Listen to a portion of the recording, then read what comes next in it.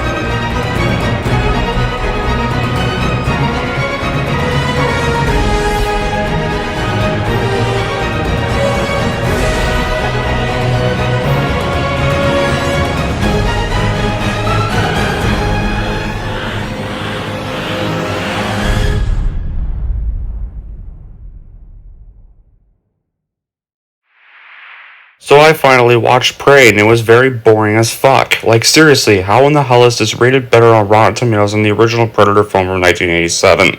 That just makes zero fucking sense to me. I'm kinda surprised that this movie has mostly positive reviews. Probably most bad reviews got deleted. This movie has a lot of plot holes and lacks character and story building. The more I think about the movie, the less I like it. Here are all the things that mostly annoy me. First, main character Naru tried hardly to be a hunter, but actually is obnoxious and useless. Literally all bad situations were caused by her. Second, the CGI is trash. Look at the animals, especially the bear. Third, they once again made the Predator a fucking joke.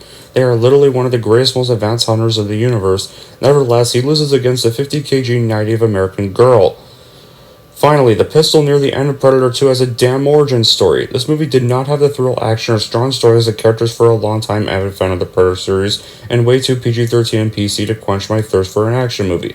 The fact that this movie was dumped to Hulu explains a lot. So yeah, I agree with both Rambo Ralph for Life and OCB Communications, and I'm going to give Prey a 5 out of 10.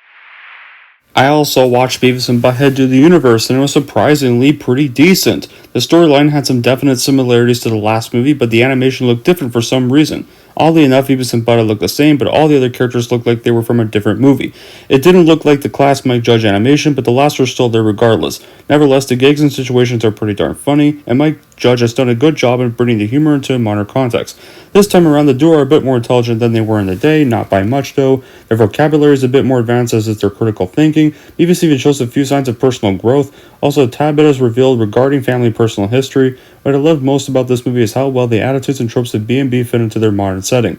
At some points, they just seem marginally smarter than they have been shown to be in the past, but don't worry, it's nothing that prevents them from getting to the situations we know and love them for. Their social ineptitude, tone deafness, and general idiotic behavior are in no way impeded by the 21st century's world. It only offers them more opportunities to cause mayhem, or perhaps an even greater scale than ever before. For those who have seen Beavis and Butthead Do America, they may find the plot reminiscent of it. While I can't say I enjoyed this movie more than the former, I would absolutely say that this movie is worth any Beavis and Butthead fan time. As for my ranking, I'm going to give this movie a 7.5 out of 10.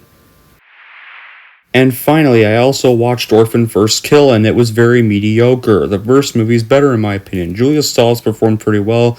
Lena is not her unleashed self here, rather she is on the defensive. There is an alright twist too, which carries much of the plot later on. At first you think that Esther will do exactly the same thing to the Albrechts as she did to the Colemans in the first film. It was the mom who was wary of Esther first, as was their eldest son Gunnar, but the father remained oblivious. There was a scene where husband and wife were having sex, but was interrupted by jealous Esther. However, the filmmakers had a big surprise twist midway in the story that made this prequel totally different.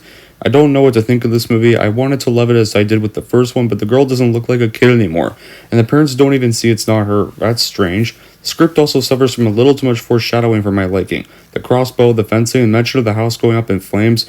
But overall, I think writer David Koshal did a pretty decent job in keeping the favor of the original, with body doubles and high-tech digital trickery used to disguise the fact that she has grown up. Furman once again puts in a great central performance, convincingly relevant as a 31-year-old psycho in a little girl's body. As for my ranking of First Kill, I am going to give First Kill a 6.5 out of 10. And there we go, that's it for my quick summary on those 3 films I never really got the time to review. I hope you enjoyed watching and listening to this little quickie video I did. And if you like this and want to see more reviews and stuff, then don't forget to like and subscribe to Don G. Corleone.